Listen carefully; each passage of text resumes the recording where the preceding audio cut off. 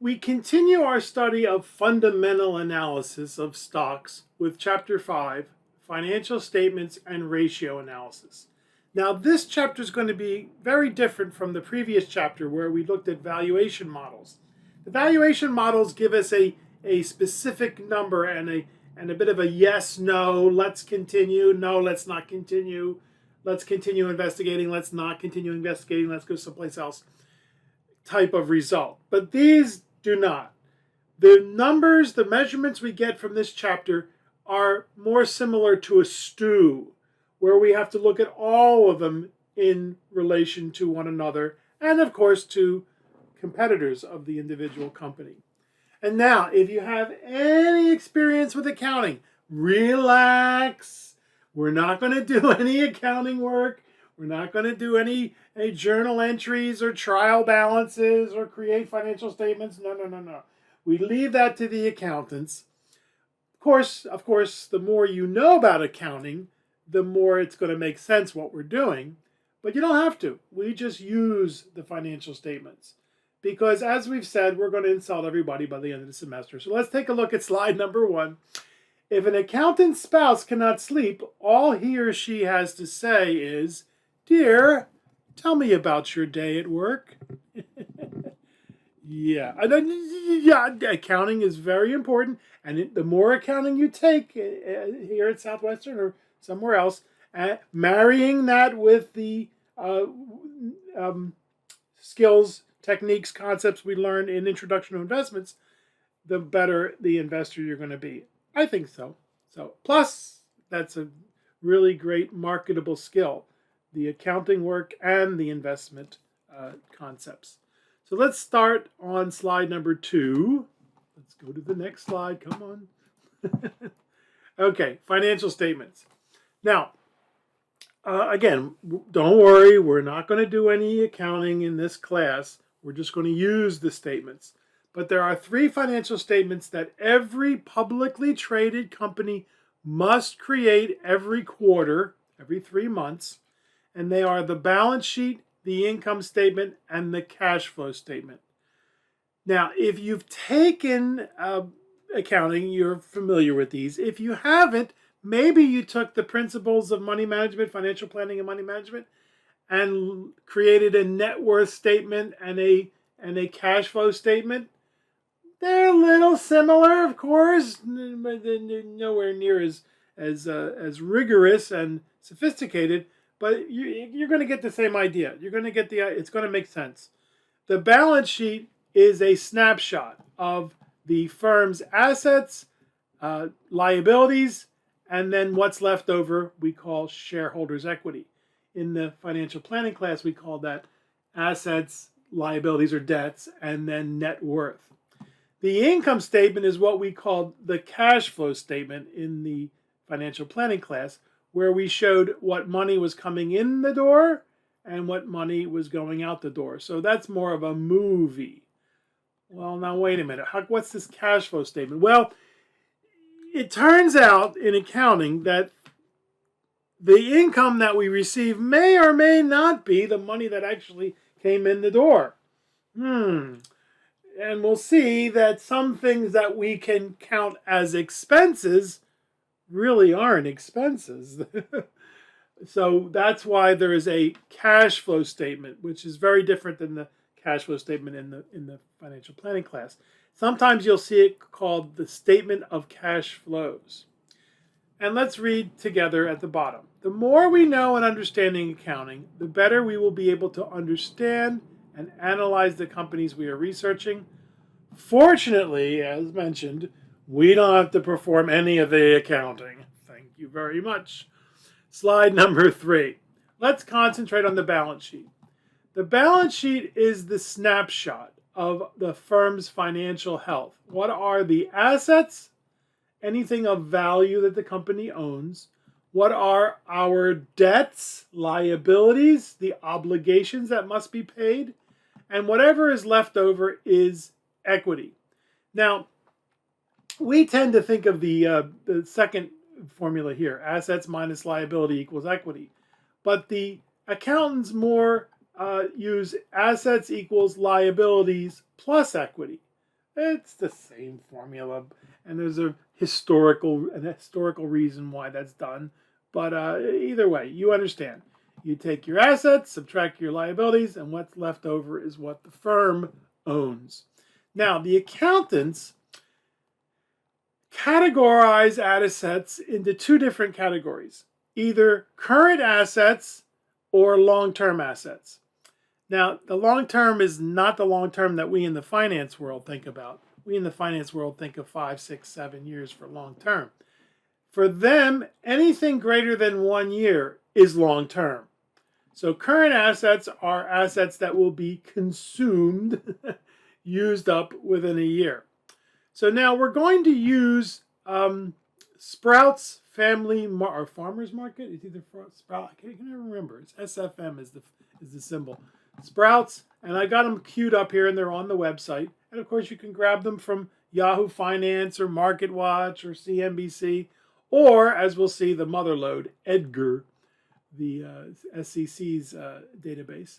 So I have them queued up here. So let's take a look at the balance sheet for Sprouts Family Market.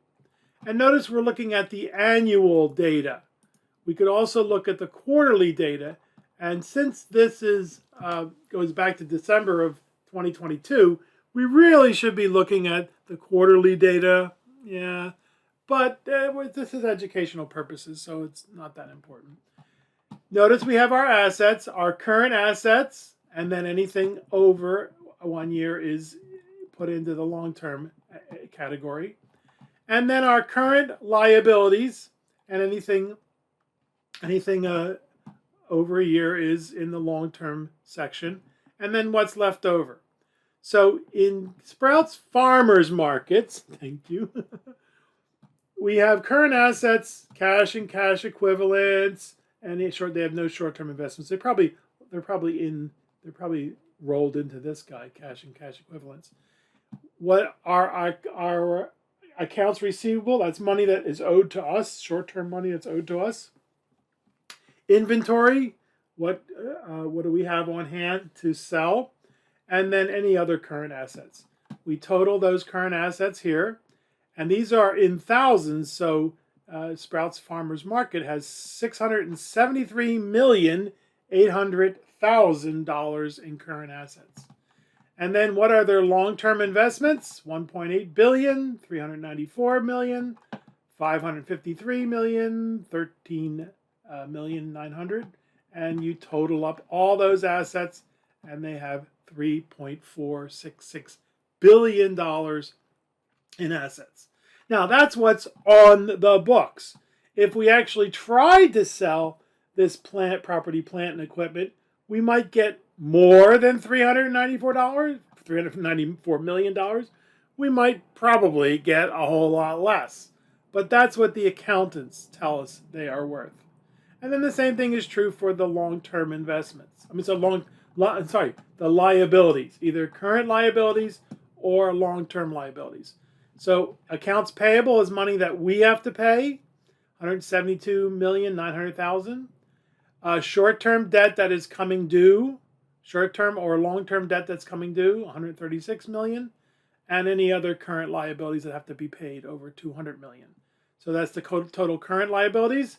We add the long-term debt into that. Notice that Sprouts, the reason a few years ago, well, actually, 6 years ago, to 2017, that should be right, 18, they jumped the amount of long-term debt. Why? Because the money was so free. The interest rates were basically zero, so they took on a whole bunch of debt.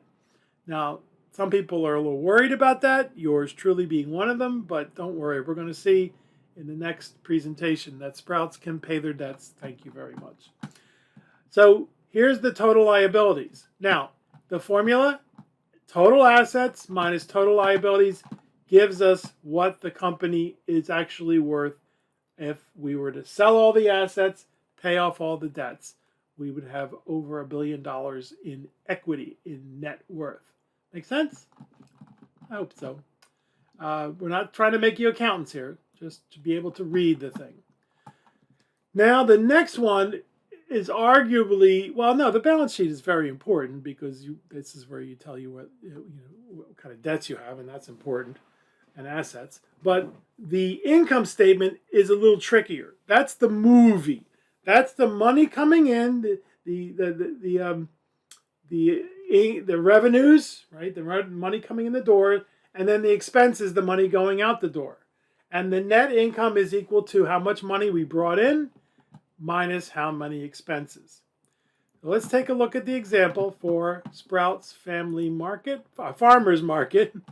And at the end of the year for 2022, they had brought in $6.4 billion in revenue, but they don't make all the stuff that they sell, right? They're a grocery store. They don't grow the food. They don't make the Pampers and the soap and all that other stuff. So they had to buy that stuff, and that's cost of revenue, or sometimes you'll see cost of goods sold. So their gross profit was $2.3 billion. But wait a minute, they had to pay people they had to pay their workers, and they also had to pay the rent and the utilities and all the other stuff, the insurance. And so those are operating expenses. You remember SG&A, SG&O from chapter 3, right? There it is, selling, general, and administrative, or sometimes selling, general, and operating costs, and some other costs. So their total operating expenses were over $2 billion. So their operating income was $2.382 billion, but the gross profit was $2.38 billion. They took in revenue of $6.4 billion. It cost them a little over $4 billion for all the stuff that they sold, and then it cost them a little over $2 billion to actually sell the stuff. That was their operating expenses. So their operating income was $350 million.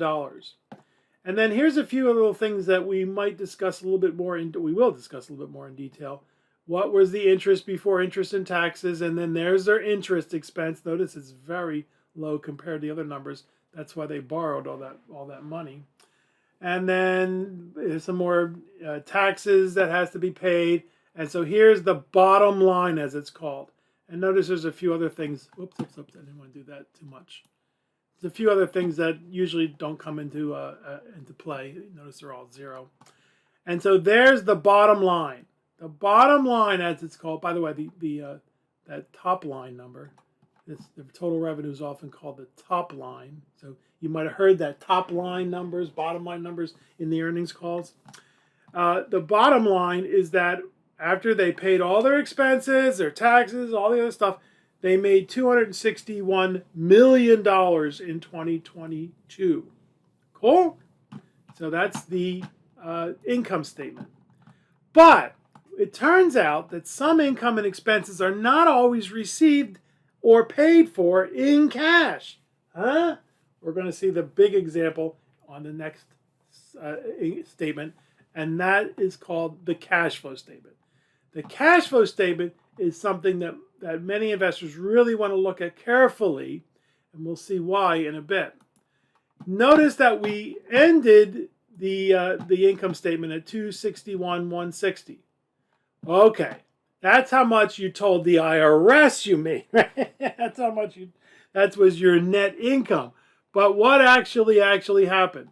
Well, we start the cash flow statement with $261,160. We start where the income statement ended. And then we start playing with the numbers. In this case, depreciation. This is the big one.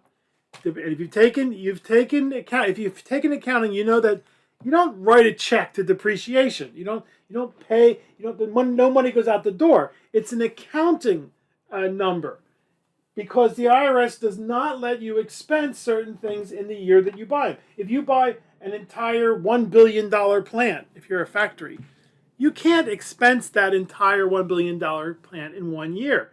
You have to depreciate it over 20 years or 30 years. It depends on the depreciation schedule. So that's money that you told the IRS you did not make, but you really did. You didn't make it. You didn't pay $244,380,000 in depreciation, but you were able to subtract that money from the earnings so that you don't have to pay taxes on it. So we add that back in. And then there's a few other puppies here that changes that happen.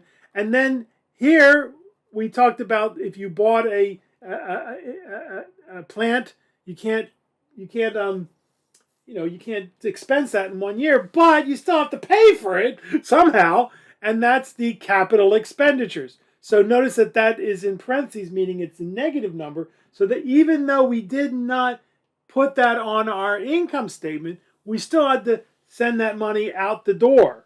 So that goes as a negative on the cash flow statement. And then notice that they purchased back their stock. Well, you can't expense that. You buy back your stock, as we talked about in Chapter 3. It reduces the number of shares outstanding, and it's a very happy thing for your investors, because if all other things being equal, and they never are, it should raise the price. But you had to pay for that. But you don't get to expense that. You don't get to reduce your taxes because of that. So we have to take that money out. So even though Sprouts had net income of $261 million, they really saw their checkbook go down by $332 million. You see, that's why many investors want to watch this. They want to say, okay, well, you said you made this much money as expenses, as an income, but what happened to your checkbook? And you notice that their checkbook has been going down over the last several years, and there's for various reasons, but you'll see that they're not worried in the least. We'll see when we get to the next presentation. Cool? So the more you understand about these, oops, I was supposed to go to the next slide. The more we understand about these accounting statements, the better we can see the financial picture of the company. Now, I'm not saying you have to go out and take an accounting class, but it wouldn't be a bad idea. I took accounting a long time ago, and when I left, I did very well, thank you very much, but I knew when I left that class, the second class, we took 2 classes, I said, I ain't never doing that again. Unless somebody pays me a whole lot of money, and so I don't do accounting, thank you very much. Okay, so that was the cash flow statement. Now, where do you get them? Well, the mother lode is the Edgar system, and I forget what it stands for, but you can look it up. It's the Securities and Exchange Commission's Edgar system, and every year publicly traded companies must file an annual report. That's the 10K, and every quarter, every 3 months, they must file a quarterly update, and that's the 10Q. And when we have the face-to-face class, I'll say, okay, now what was the annual report? And all the students go 10K. And I say, what's the quarterly report? And they go 10Q. And I say, what was that? 10Q. And I say, you're welcome. I love that joke. I know people think I just love that bad joke. Anyway, back in the late 90s, the Securities and Exchange Commission was a little upset for a very good reason. Not necessarily insiders, but analysts in big companies on Wall Street, the Goldman Sachs of the world, the Morgan Stanleys of the world, they would go to meetings and presentations that were given before the numbers were actually filed at the Securities and Exchange Commission. And they would get information before everybody else. So the Securities and Exchange Commission said, no, we got to change this. And they call it Regulation FD, Fair Disclosure. And it requires companies to make public disclosures of material information, the quarterly and annual reports being one of them, examples of those, to be presented to the world all at once. Well, the cool thing was, this was the advent of the internet taking over, and it made it very easy for them to create a system where everybody could see the data at the same time. So that's why we did the earnings calls back in Chapter 3. The company says, okay, on October 23rd, we're all going to, at 9:30 in the morning, or 9 o'clock in the morning, usually it's before the bell, before the market opens, or maybe after the market closes in New York, we're going to have an earnings call. And so it's set up so that when the earnings call starts, the financial statements are available online, and everybody gets the data at the same time. Why is this important? Well, obviously, if some people have information before everybody else, that's not fair. But also, it's gotten to the point. It started long before the 90s, but it got to the point where investing, or what it was called investing, was basically trying to figure out what the number was going to be. What were the net income what was it going to be? What was the cash flow going to be? And they called them whisper numbers. And so there are all these certain websites. We think they're going to earn 50 cents a share. No, we think we're going to earn 47 cents a share.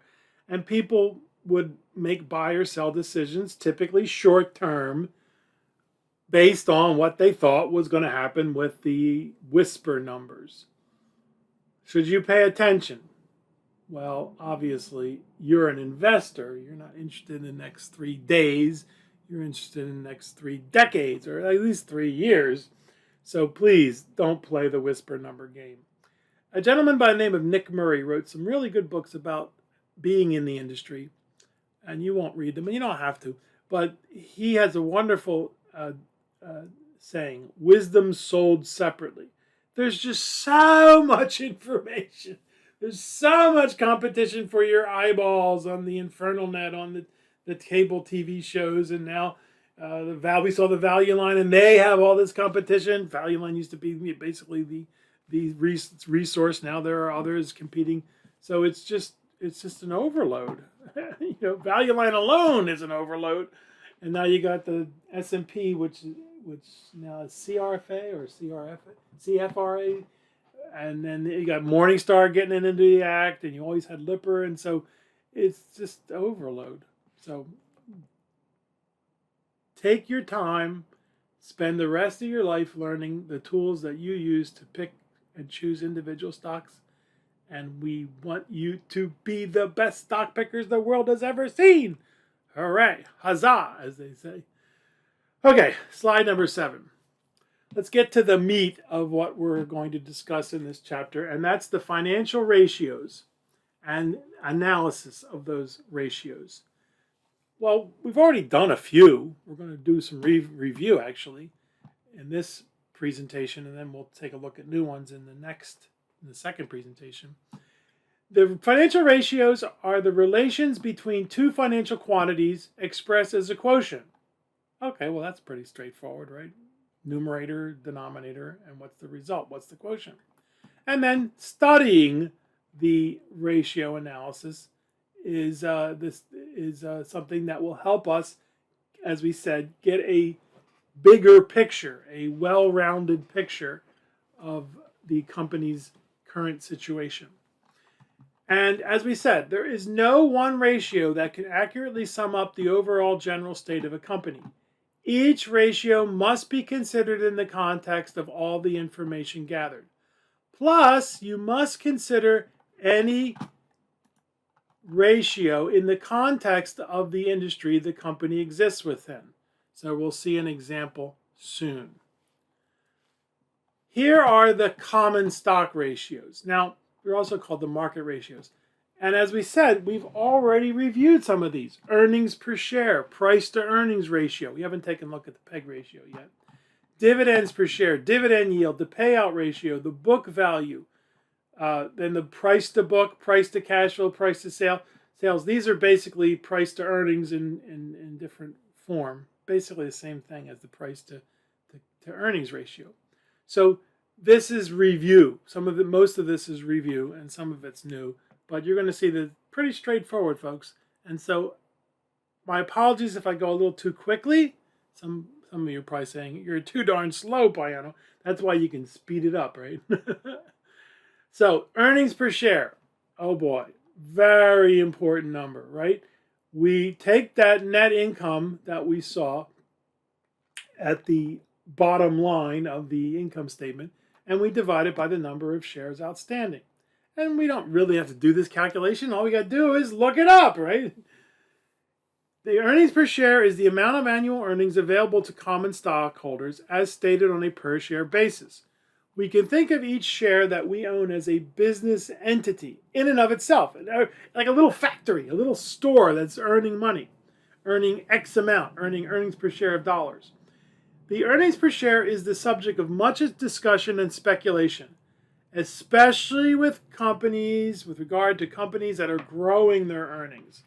Right, when you have fast growers, the growth stocks, if those earnings per share growth, if that earnings per share growth just slows down a little bit, oh boy, that stock price is just going to get hammered. Earnings per share is subsequently used in combination with the current market price to compute the most important stock market statistic, the price to earnings ratio. And that we've already discussed, we've already done the calculations, not hard. You take the market price and you divide it by the earnings per share. And you'll see it written as P/E, sometimes PE, as opposed to physical education. The most popular stock market statistic. Historically, PE ratios were in the 5 to 12 to 15 range. For mature companies, 14, 15 to 20. For growing companies, greater than 20 was unusual. Ha ha ha, not anymore.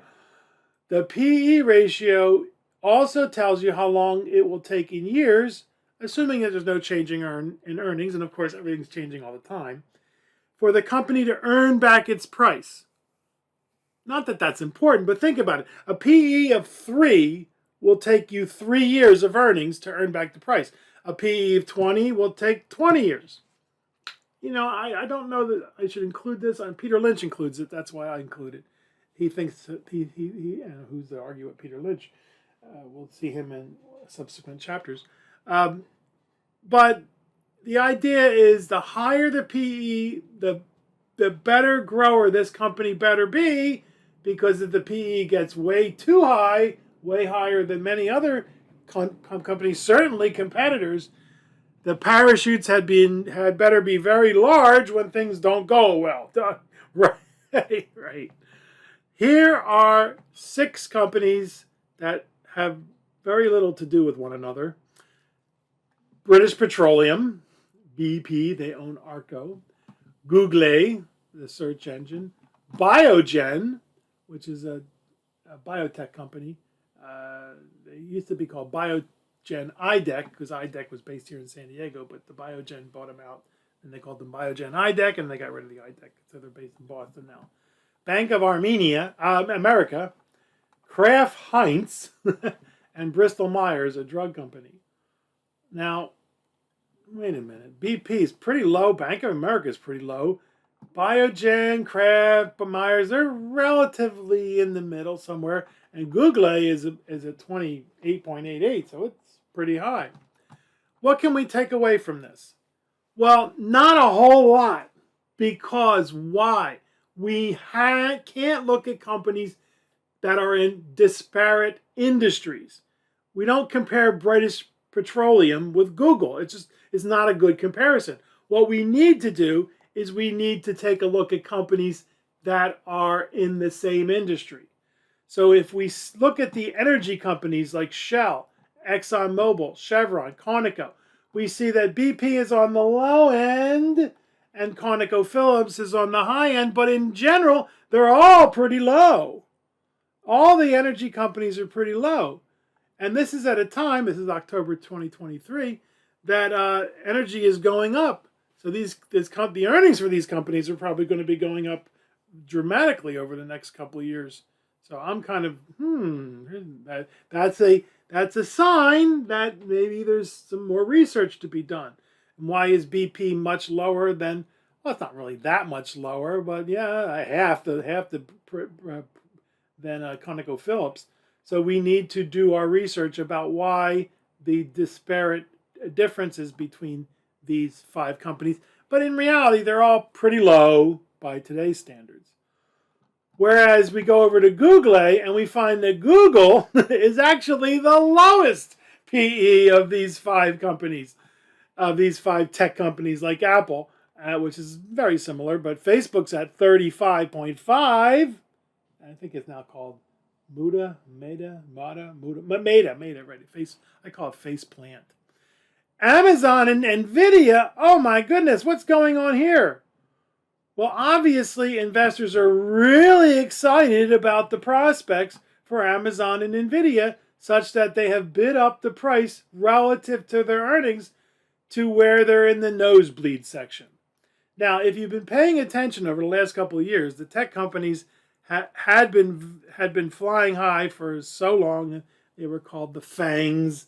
Now they're calling them, I think, the Magnificent Seven or something like that, which is an old movie that was stolen from the Japanese called Seven Samurai. But anyway, so you have to believe that Nvidia is going to, and Amazon are just going to shoot the lights out for the next several years, or else what's going to happen? Right, people are going to say, I'm not going to risk my money with a PE of over 100.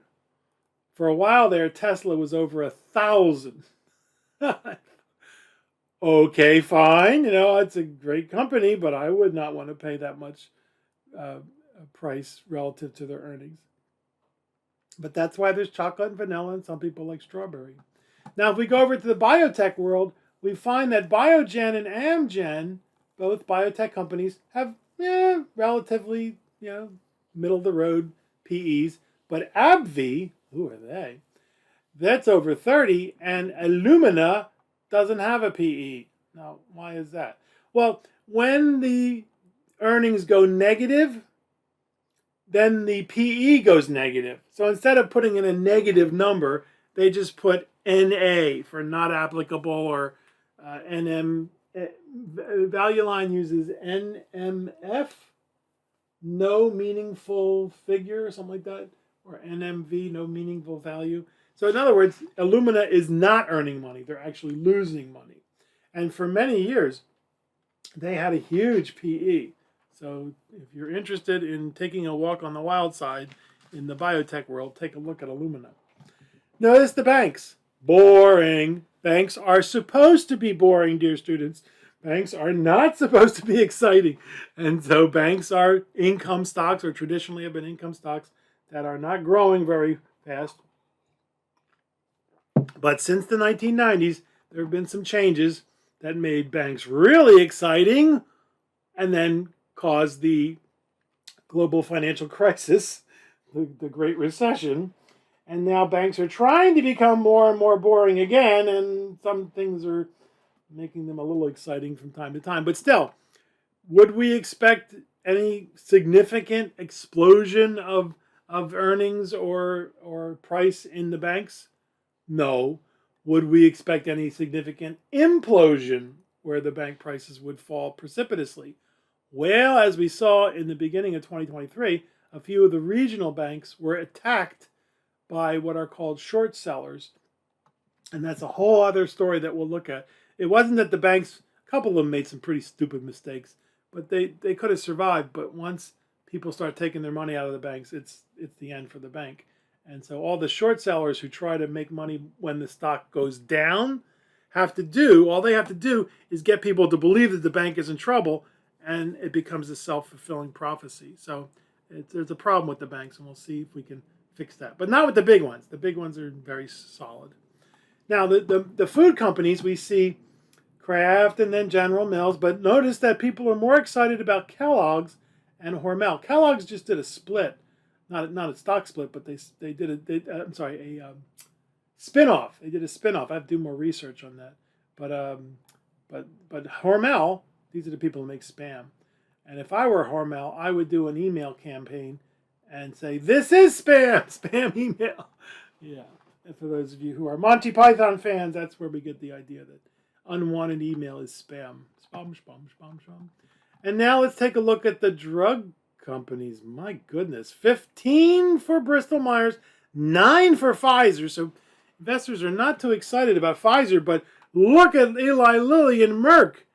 Again, investors are pretty darn excited about the prospects for Eli Lilly and Merck. Are they right? Well, we'll know in 2-3 years or so.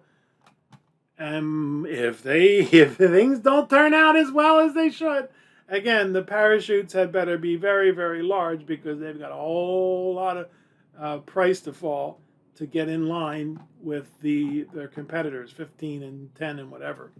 So, makes sense?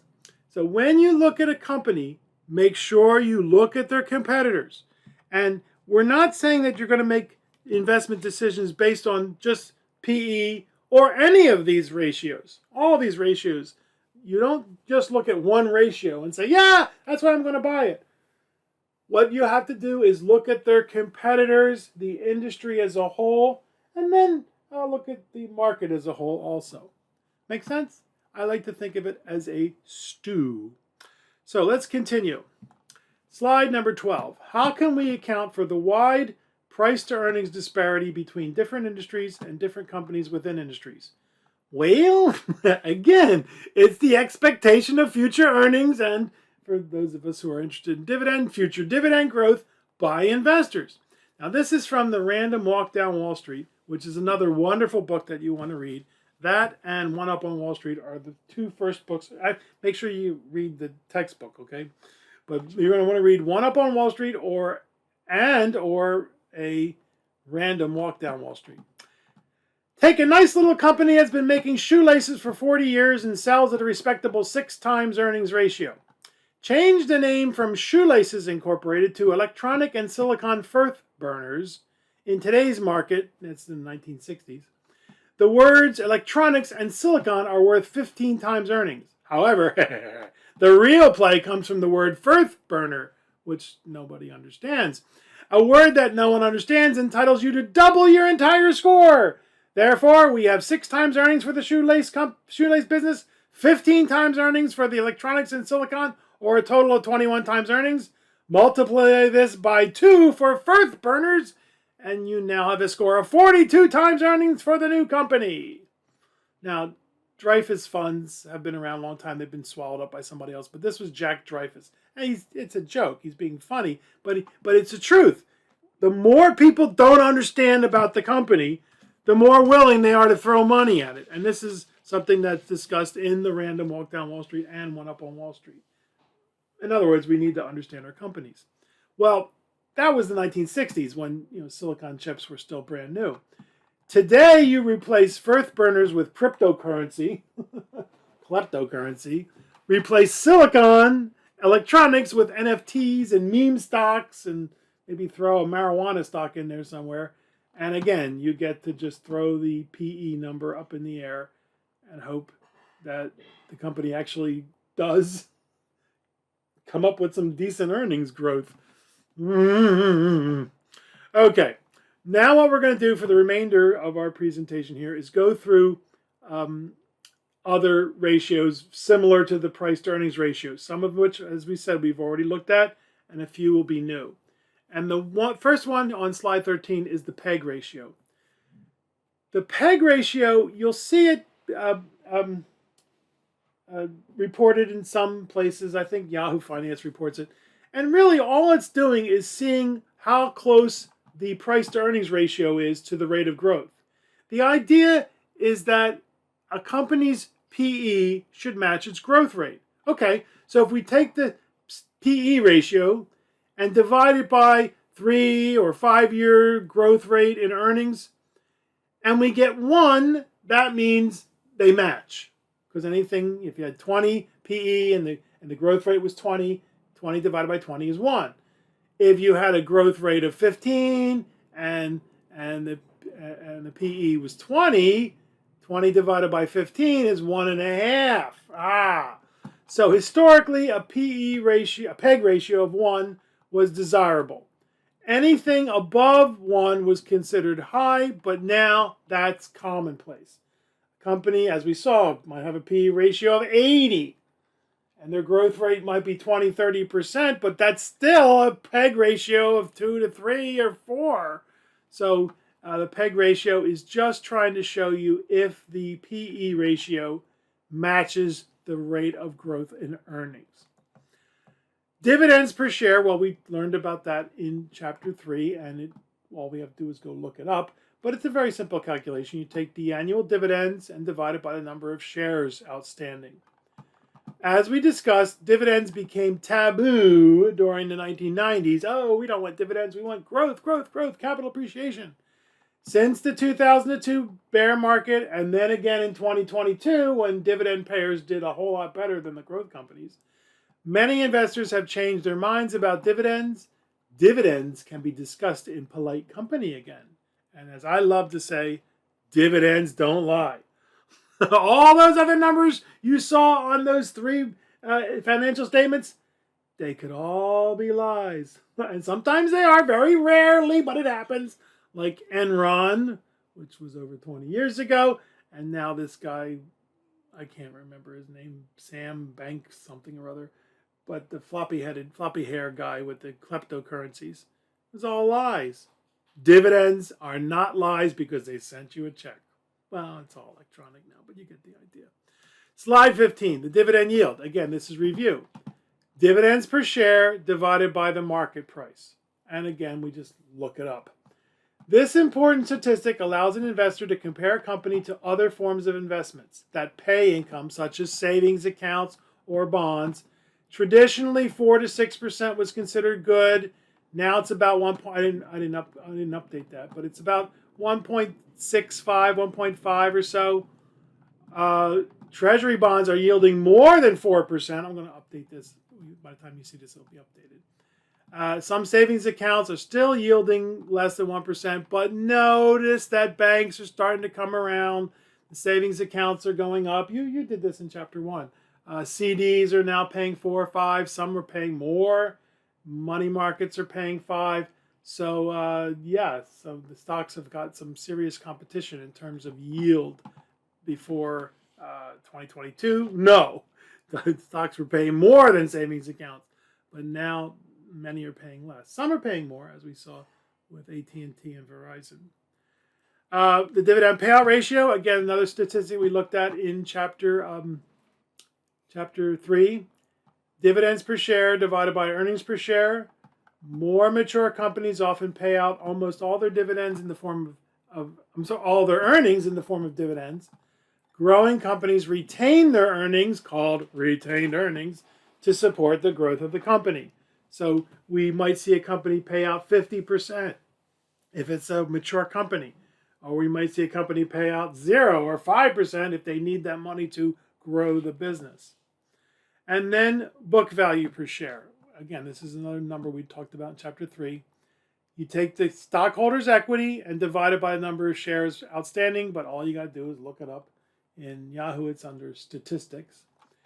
Book value per share tells an investor how much assets are behind each share of stock. In other words, if all the assets of the company were liquidated, how much would each shareholder receive?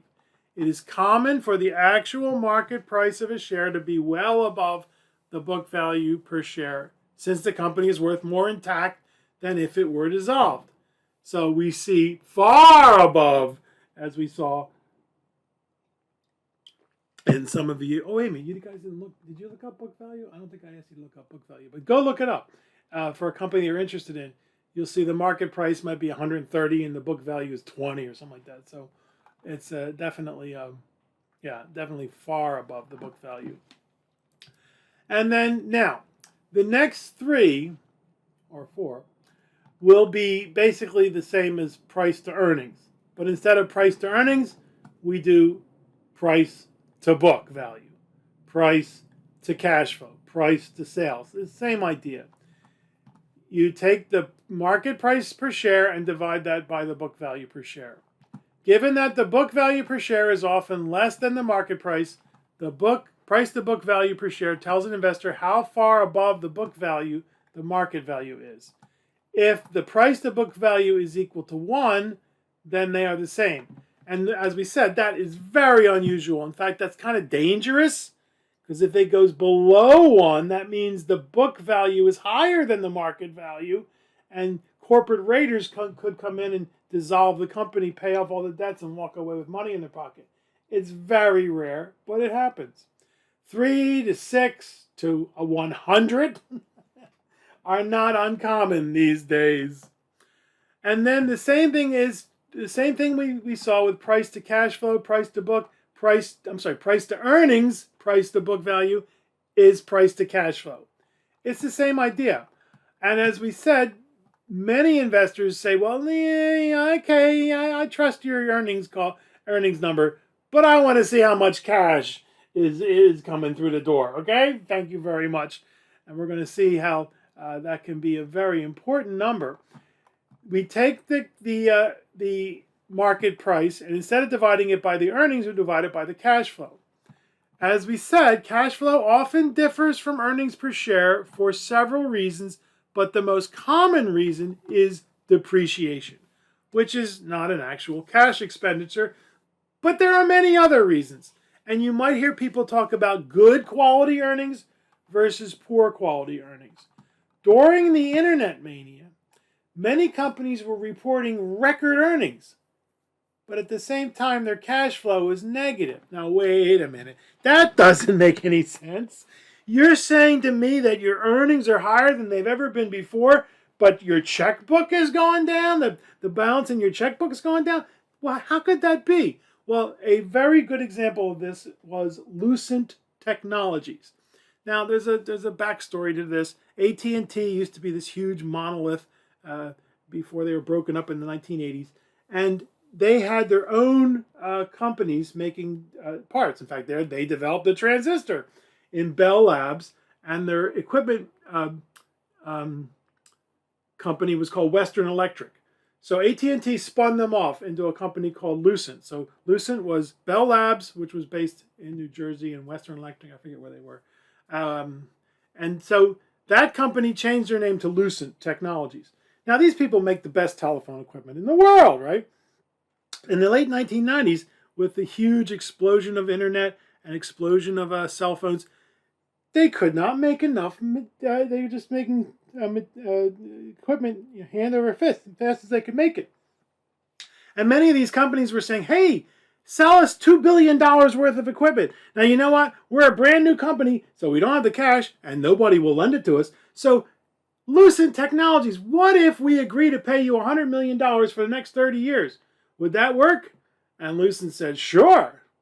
They're not bankers. If they were bankers, they would have known, I don't know about this. So they sold them $2 billion of equipment, and they got maybe one or two payments of $100 million, and then the company went bankrupt. Oh boy.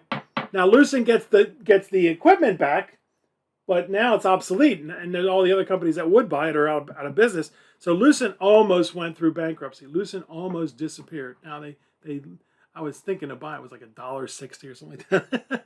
I didn't do it. And then they got merged with another company, so they didn't disappear, but they almost did. So you see what was happening? Many investors, especially when companies are reporting record earnings, they say, okay, how much cash is actually coming in the door? So they believe in price to cash flow as opposed to price to earnings. And then our last one for this presentation is price to sales. It's the same idea. You take the market price divided by the sales per share, and where do you get all this information? Remember the value line? The value line has all that information.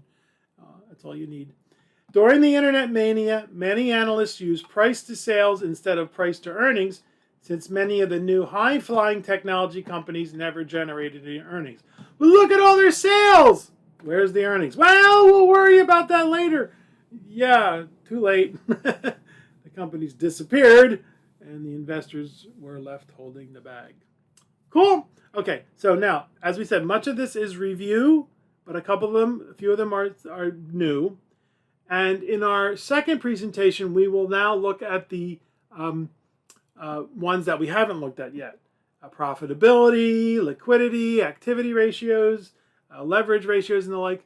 And what we suggest you do is either have at your disposal with a big screen the balance sheet and the income statement, the cash flow statement, and the formula sheet, and a 99-cent calculator, because we're going to do some calculations. And as we said, they're not very hard, folks. So I print them out. You can print them out or have them on your screen somehow. So we're going to do the rest of the financial statements and ratio analysis. See you in our second presentation. Thank you so much for being in our class, dear official investment gurus.